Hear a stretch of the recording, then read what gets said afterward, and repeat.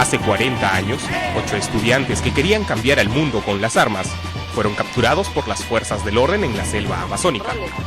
Algunos huyeron, otros fueron apresados y uno de ellos, con su muerte y su talento, no cambió al mundo, pero marcó para siempre a una ciudad. Un hombre triste. A los 20 años, Javier Heró ya era el poeta más talentoso de su época. A los 21 años, Javier Heró murió acribillado por 29 balas en las aguas del río Madre de Dios, en Puerto Maldonado. Lo que estábamos era ingresando, pero no necesariamente para entrar en operaciones de inmediato, en absoluto. Simplemente íbamos a observar la situación y ver qué es lo que estaba ocurriendo dentro del país. Alain Elías era uno de los compañeros de Heró en el Ejército de Liberación Popular y sobrevivió para contar la muerte de su camarada. Pero no es el único que conoce la historia. Aún ahora, todos los guarayos, los habitantes de Puerto Maldonado, recuerdan los acontecimientos que desencadenaron la muerte del joven poeta. Se sabía que están por llegar unos guerrilleros a Puerto Maldonado, pero no se sabía por qué sitio iban a llegar. Alberto Gutiérrez Chaja tiene 61 años, la edad que tendría Heró de estar vivo. Recuerda que una noche llegaron a Puerto Maldonado 8 forasteros que pronto llamaron la atención por su vestimenta y sus barbas. Los 8 se alojaron en el hospedaje Chávez. Para el hostelero don Manuel Chávez, así como para muchos otros en Puerto Maldonado, el tema Heró, 40 años después, sigue siendo perturbador. Yo tampoco he visto lo que me han contado. Terminaron de alojarse y vino la policía y se lo llevó. Y comenzó un tiroteo, nadie sabe quién empezó. En medio del tiroteo con la policía, Elías y Heró escaparon del pueblo y pasaron la noche en el monte. Mientras tanto, los ánimos se caldeaban en Puerto Maldonado. Muchos civiles alistaban sus armas contra los comunistas. El comentario era de que habían llegado los guerrilleros, se decía en aquella época, ¿no? Eran los guerrilleros que iban a coger a las monjas, a los curas que los iban a matar, que a nosotros éramos niños igual y era un escándalo. Rina Medina tenía 13 años en 1963.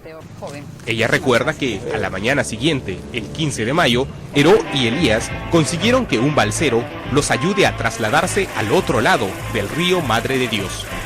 Intentamos, pero en ese momento ya estaba la otra canoa que comenzó a disparar. La primera canoa se retira, después salió otra canoa con unos 10 o 12, entonces hicimos un fuego cruzado con ellos, más la gente del puerto que nos estaba disparando, ¿no? Yo vi, digamos, a un grupo de policías de la Republicana y a un grupo de civiles que disparaban de una altura, disparaban hacia medio río donde había 2 personas, uno herido y el otro pedía perdón porque... Guillermo Ríos tenía 12 años. Él vio cómo el balsero murió y la canoa de los 2 jóvenes limeños quedó a la deriva, cercada por sendas embarcaciones y acribillada desde la orilla por policías y pobladores. Entonces me dice, me estoy muriendo, le digo, no, aguanta porque yo ya estaba herido y solamente lo veía sentado, digamos, ¿no? Y yo estaba en el fondo de la canoa, ¿no? Entonces el fuego se centra sobre él básicamente. Él ya estaba muerto.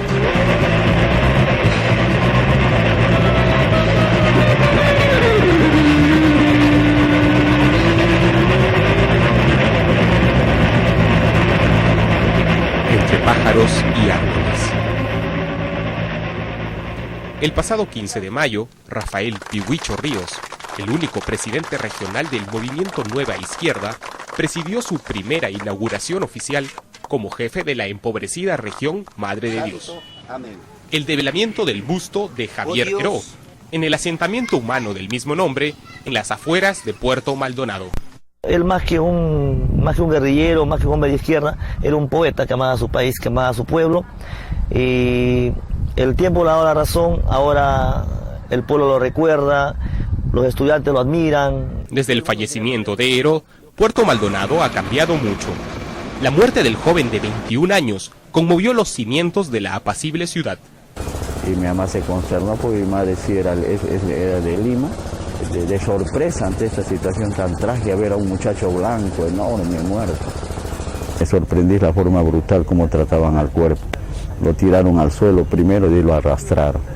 y de ahí lo tiraron contra la losa como su... Una vez que los guarayos conocieron la vida de Heró y leyeron sus poemas, el mito creció en los pobladores que alguna vez tuvieron miedo del guerrillero limeño.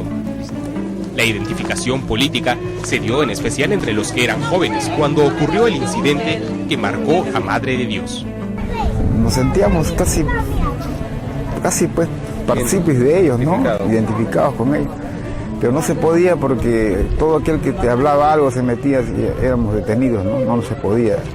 De repente eso despertó en nosotros una inclinación hacia este pensamiento. Y empezamos a organizarnos en frentes de izquierda, ¿no?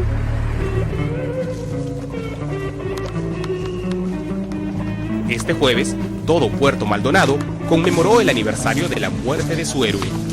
En la tarde, una delegación, portando banderas de Madre de Dios, le rindió homenaje en su tumba, la más vistosa del antiguo cementerio de la ciudad.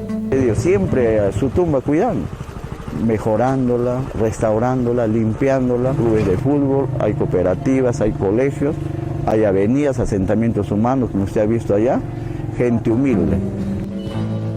¿Es el culto a Javier Heró en Madre de Dios la expiación de una ciudad que se siente responsable de su muerte?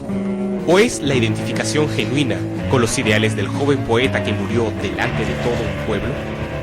Cecilia Heró, hermana del poeta, cree que lo importante es que sea su obra literaria y no sus acciones armadas, la que se conserve en la memoria de la gente. Lamentablemente siempre pasa esto, todos los años en mayo se recuerda a Javier, al Javier guerrillero. Siempre pensó en la poesía como una herramienta de cambio. Hablaba de la necesidad de culturizar y la necesidad de que la poesía fuera usada como una herramienta de cambio. Siempre lo decía, desde muchachito. Bueno, siempre fue un muchachito. Se unió algo que es muy difícil, ¿no? La palabra con la acción. La poesía con la revolución.